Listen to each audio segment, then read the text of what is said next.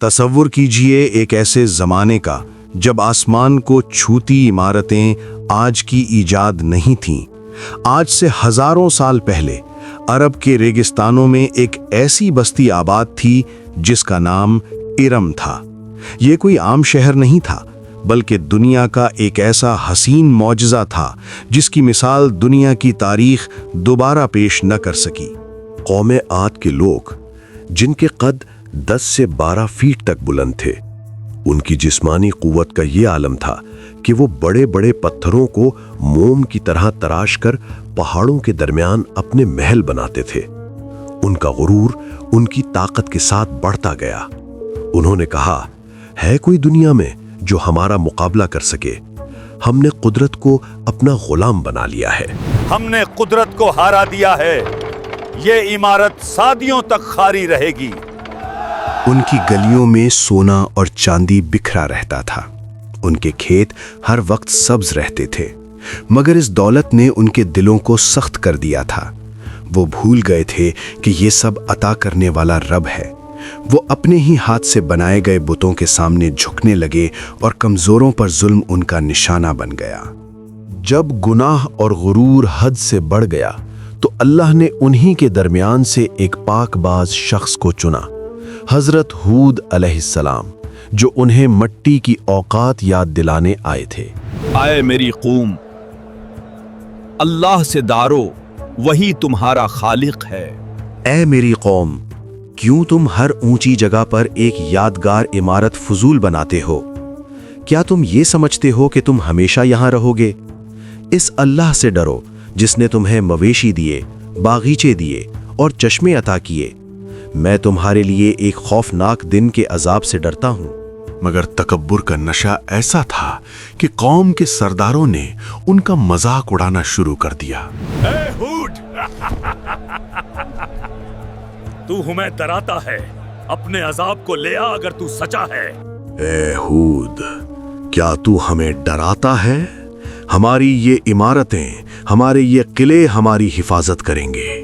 اگر تو سچا ہے تو لے آ وہ عذاب جس سے تو ہمیں ڈراتا ہے۔ ہم تیرے کہنے پر اپنے باپ دادا کا دین نہیں چھوڑیں گے۔ اے ہود، تو ہمیں ڈراتا ہے، اپنے عذاب کو لے آ اگر تو سچا ہے۔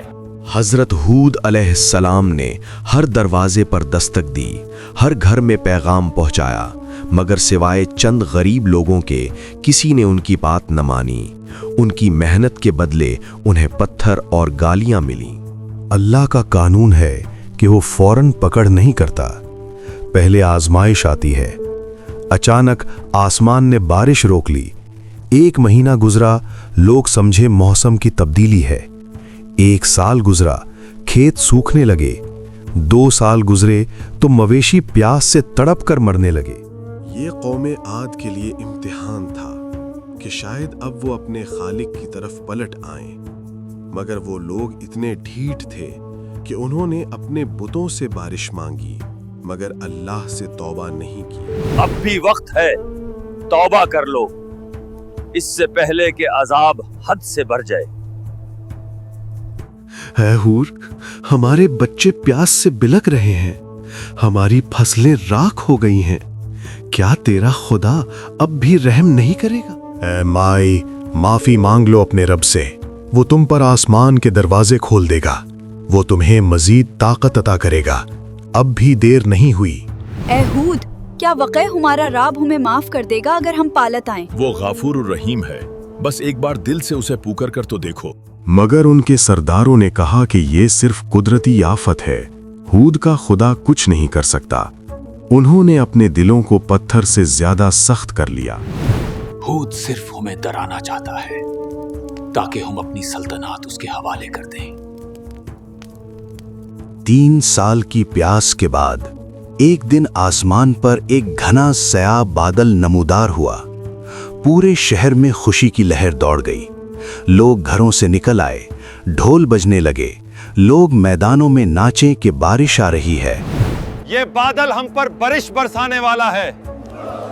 مگر حضرت ہود علیہ السلام جب اس بادل کو دیکھا تو وہ سمجھ گئے، ان کے چہرے پر خوف تھا۔ لوگوں، یہ بارش نہیں ہے، یہ وہی ہے جس کی تم جلدی مچاتے تھے۔ یہ ایک ایسی آندھی ہے جس میں دردناک عذاب چھپا ہے۔ اپنے گھروں میں پناہ لو، اللہ سے معافی مانگو۔ اپنے گھروں کی طرف بھاگو، یہ ہوا ہمیں نگل جائے گی۔ مگر انہوں نے ہود علیہ السلام کو دھکا دے دیا۔ ہوا کا پہلا جھونکا ٹھنڈا تھا، مگر آسمان سے آنے والی سرسر کی آواز نے دلوں کی دھڑکن روک دی۔ اچانک ہوا کی رفتار بڑھنے لگی۔ پھر وہ طوفان شروع ہوا جو تاریخ نے پہلے کبھی نہیں دیکھا تھا۔ یہ کوئی عام آندھی نہیں تھی، یہ اللہ کا لشکر تھا۔ ہوا اتنی تیز تھی کہ اس نے 12 فیٹ کے انسانوں کو مٹی کے ذروں کی طرح ہوا میں اچھال دیا۔ 7 راتیں اور 8 دن نہ سورج نظر آیا نہ چاند، صرف ہوا کی چیخیں تھیں جو دلوں کو پھاڑ رہی تھیں۔ وہ لوگ جو کہتے تھے کہ ہمیں کوئی ہلا نہیں سکتا، وہ ہوا میں ایسے اڑ رہے تھے جیسے کھجور کے کھوکھلے تنے ہوں۔ ہوا ان کے جسموں سے ان کے سر الگ کر رہی تھی۔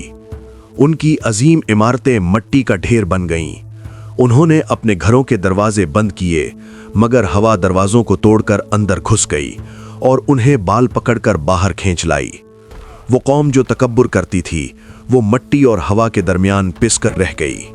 8 دن جب ہوا تھمی تو وہاں صرف سناٹا تھا۔ ارم کا شہر جس پر لوگ رشک کرتے تھے، وہ ریت کے نیچے دفن ہو چکا تھا۔ حضرت ہود علیہ السلام اور ان کے چند ایمان والے ساتھی ایک مخصوص جگہ محفوظ رہے جہاں ہوا نرم ہو کر گزرتی تھی۔ آج عاد کا شہر کہاں ہے؟ لوگ کہتے ہیں وہ عمان اور یمن کے ریگستانوں میں کہیں دفن ہے، مگر ان کا قصہ قرآن میں ہمیشہ کے لیے محفوظ کر دیا گیا۔ انسان کتنا ہی بڑا کیوں نہ ہو جائے، اسے مٹی میں ملنا ہے۔ طاقت کا نشہ انسان کو اندھا کر دیتا ہے، مگر اللہ کی پکڑ جب آتی ہے تو کوئی قلعہ، کوئی محل کام نہیں آتا۔ آج بھی ریگستان کی ہوائیں پکار کر کہتی ہیں، غرور کا انجام صرف تباہی ہے۔